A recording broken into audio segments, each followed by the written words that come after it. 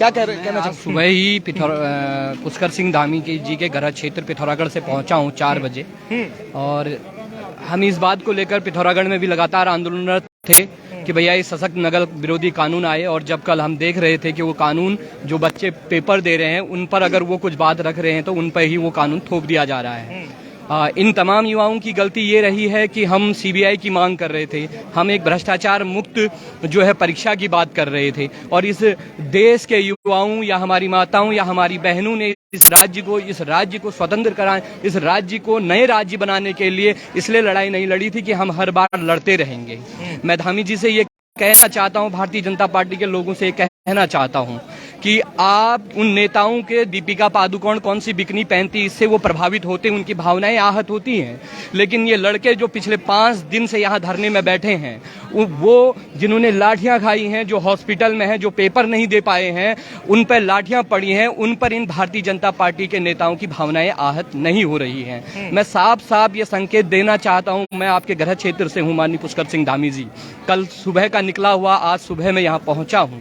मैं इस धामी जी से ये कहना चाहता हूँ, एक छोटी सी बात थी, इतनी सी छोटी बात थी कि भैया हम एक सशक्त नकल विरोधी कानून ले आ रहे हैं, 1 महीना पटवारी का पेपर डिले कर देते हैं, इतना वो कह देते तो शायद भगवान बन जाते हमारी नजरों में। आज हमारी नजरों में वो सबसे बड़े विलन बने पड़े हुए हैं। आज भी मैं देख रहा हूं तमाम लोग यहाँ बैठे हैं। इन युवाओं की गलती में बार बार इतना ही कह रहा हूं कि भैया इस देश में इस राम राज्य जब था तब उस रावण का घमंड नहीं रहा, तो पुष्कर सिंह धामी तुम्हारा क्या घमंड रहेगा। ये तमाम बेरोजगार अगर तुम्हें वोट देकर 57 सीटें दे सकता है तो ये बेरोजगार तुम्हें 0 पर भी पहुंचा सकता है। इस बात की गारंटी हम ये देना चाहते हैं।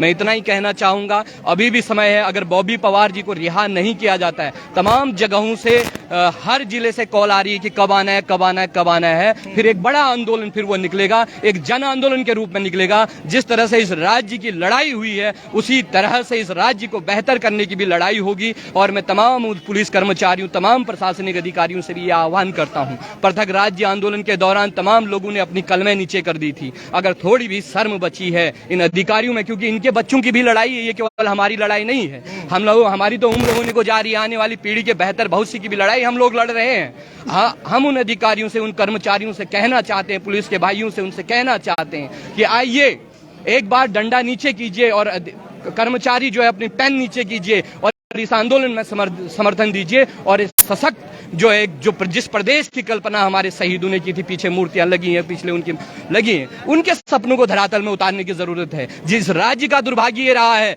जो इस राज्य में एक ग्राम प्रधान नहीं बन सकता था, आज वो मुख्यमंत्री की कुर्सी पर काबिज है, इसलिए सब कुछ गलती हो रही है। और हम ये कहना चाहते हैं, हमारी भी गलती है, हम लोग पढ़ने लिखने में ही रह गए। हम लोग बंद कमरे में पढ़ते लिखते, सारे आंदोलन याद करते, सारी चीजें करते रह गए, लेकिन हम लोगों ने लड़ाइयां नहीं लड़ी हैं। अब बॉबी भाई ने सभी के अंदर एक भगत सिंह पैदा किया है और इस भगत सिंह को हमको मरने नहीं देना है। ये लड़ाई अंतिम पायदान तक जाएगी। जब तक हमारे साथ न्याय नहीं हो जाता तब तक हम लोग हटने वाले नहीं हैं। ये सुन लो, आपका घमंड कितना ही हो, लेकिन हमारे भगत सिंह के विचारों से ज्यादा आपका घमंड बड़ा नहीं हो सकता है। आपने क्या नाम बताया? चंचल बोरा। हाँ चंचल जी, एक सवाल है, पिथौरागढ़ से जब आप आए हैं, कैसा वहां पर युवाओं में कितना आक्रोश अभी दिखता है? क्योंकि बॉबी पवार को लेकर क्या देहरादून मात्र में ये रह गया है आंदोलन? क्योंकि आपने कहा अलग अलग जिलों से भी अब जो युवा है वो यहाँ पर पहुंचने की बात कर रहे हैं, फोन आपको लगातार आ रहे हैं। कितना आक्रोश वहां युवाओं में है इस पूरे नकल विरोधी को लेकर भी और सारी चीजों को लेकर? क्योंकि सीबीआई जांच, क्योंकि बॉबी पवार के पास जब उनके भतीजे गए तो उन्होंने एक ही संदेश सब युवाओं को दिया था कि जब तक सीबीआई जांच नहीं होती तब तक ये आंदोलन नहीं थमेगा। देखिए, आपने कहा कि तमाम अन्य जिलों पर क्या हो रहा है। देखिए, जो मीडिया है, मीडिया घराने वो तो दिखा नहीं रहे हैं, लेकिन जिस तरह से आप लोग हैं, उत्तराखंड के तमाम न्यूज पोर्टल हैं, वो लोग दिखा रहे हैं, लेकिन उनकी भी पहुंच वहां तक नहीं है जो तहसील स्तर पर आंदोलन कर रहे हैं।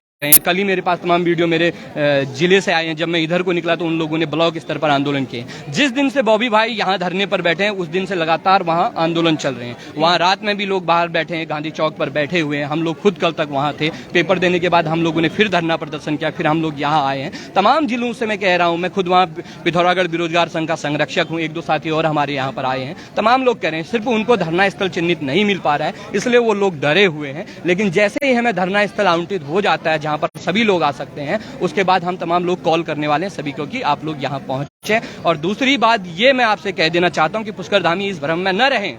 कि इस बार 47 सीटें उनको मिली हैं। मैं ये साफ साफ कह दे जाना चाहूँ, बहुत नजदीक आपका नगर पालिका चुनाव है, नगर निगम के चुनाव है, वहां ये बेरोजगार तमाम सड़कों पर उतरकर आपको ये बता देगा कि आप कितने गहरे पानी में हैं। आज क्या हो रहा है, आज क्या हो रहा है, उत्तरकाशी का आपने देखा होगा, जिस तरह से उस बालक ने डीएम को बुलाकर तमाम चीजें रखी और उसके बाद उसने अपनी बात रखी आज बोलने की अभिव्यक्ति पर। अब मुझे ये लग रहा है, मैं तो अपने साथियों से कह भी रहा था, हमने इमरजेंसी का दौर नहीं देखा है, हमने हिटलर शाही का दौर नहीं देखा है, हमने मुसोलिनी का दौर नहीं देखा है, लेकिन आज जिस तरह से हम देख रहे हैं, जिस तरह से हमारा मानसिक शारीरिक तमाम तरीके से उत्पीड़न किया जा रहा है, मुझे ये नहीं लग रहा कि ये इमरजेंसी से कम है। मैं इस धामी जी से सिर्फ इतना कहना चाहता हूं, धामी जी, अगर अभी भी समय है, अगर आपके पास अच्छे खासे सलाहकार हैं, उन सलाहकारों से सलाह लीजिए। हालांकि सलाहकार तो आपके पास है नहीं, लेकिन आपके पास अगर सलाहकार हैं तो इन बेरोजगारों की बात को मान लीजिए, वरना एक बड़ा जन आंदोलन होना है। आप अपनी कुर्सी बचाने के चक्कर में इस पूरे प्रकरण में लगे हैं। अभी घोटाले हुए, इस पेपर में भी तमाम संदिग्धता आ रही है, लेकिन आप उसको अपने पुलिस तंत्र के माध्यम से दबाने की कोशिश कर रहे हैं। ये जन सैलाब, ये ज्वालामुखी जब फूटेगा तो आपके पैरों तले कुर्सी नहीं रहेगी। इस बात को आप समझिए मुझसे पुष्कर धामी। चंचल जी ने बहुत अच्छी बातें कही, क्योंकि लगातार कमेंट जो आ रहे हैं, लाइव में जितने युवा जुड़े हुए हैं वो भी लगातार बात कर रहे हैं कि कब आवाहन करना है, कब देहरादून की ओर चलना है, क्योंकि उत्तराखंड बेरोजगार संघ ने एक पोस्टर के माध्यम से भी